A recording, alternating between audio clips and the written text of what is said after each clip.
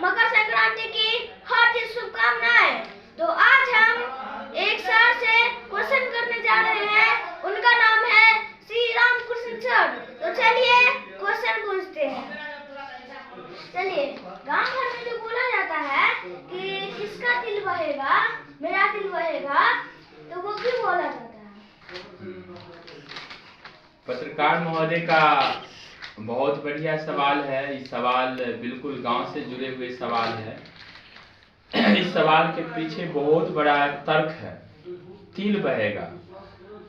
अब जैसे मकर संक्रांति के दिन उनके मम्मी या उनके जो कोई बड़े दादी या दाई जो भी होते हैं वो आते हैं और बोला जाता है कि तिल और चावल और गुड़, यानी कि चावल गुड़ तिल मिला करके लाता है। चावल जिसको बोलते हैं वो लाता है और बच्चे को या अपने बच्चे को या अपने घर के सदस्य को खिलाया जाता है। कहता है कि तिल चाउर खाओ और हमर तिल बहबही, तो कहे छे हाँ बहबे।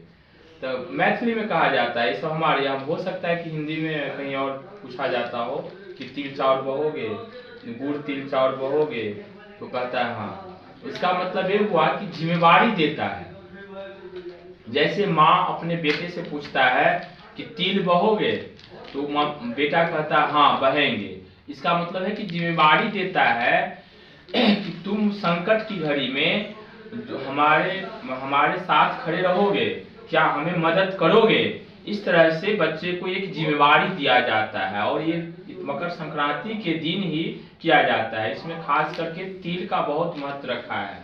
तिल का दान भी करते हैं, तिल पानी में रख के थोड़ा स्नान भी करते हैं और बहुत तरह से तिल का लाई और बहुत तरह से तिल का ही महत्व इसमें दिया गया है।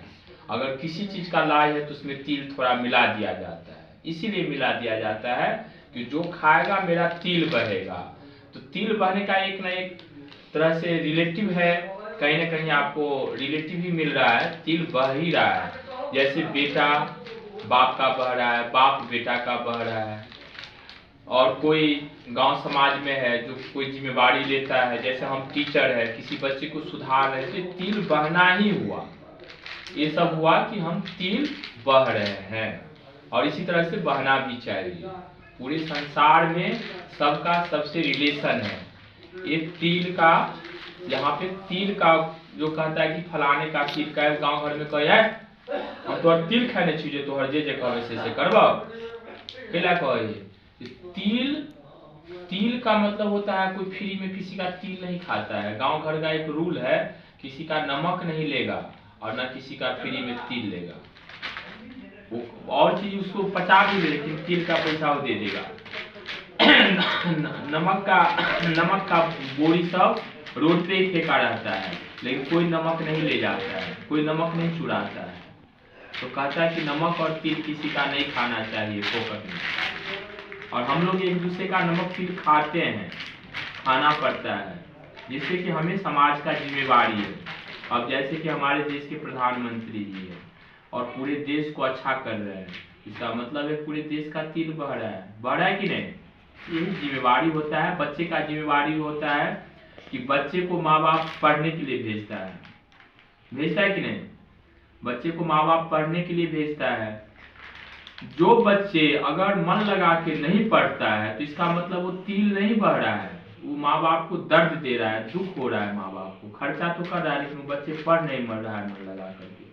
तो इससे ये होता है वो बच्चे मन लगा के तिल नहीं बह रहा है। इसीलिए माँ बाप पूछता है कि तिल बहबहे, तब वो ये तक कहती है हाँ बहबे, लेकिन बहबे में बस जे मन हुई से कर रहे। तो बच्चे का जिम्मेवारी है कि सबसे पहले वो अपने माँ बाप की बात को और उसकी शान मान को बढ़ाए, पढ़ लिख करके अच्छा करे। अगर मान लो कोई बच्चा प्राइज जीतता है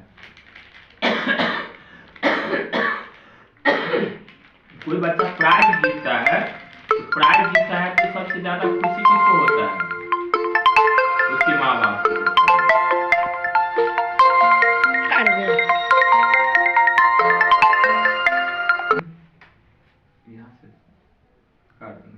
चालू है। देखने चालू है सर।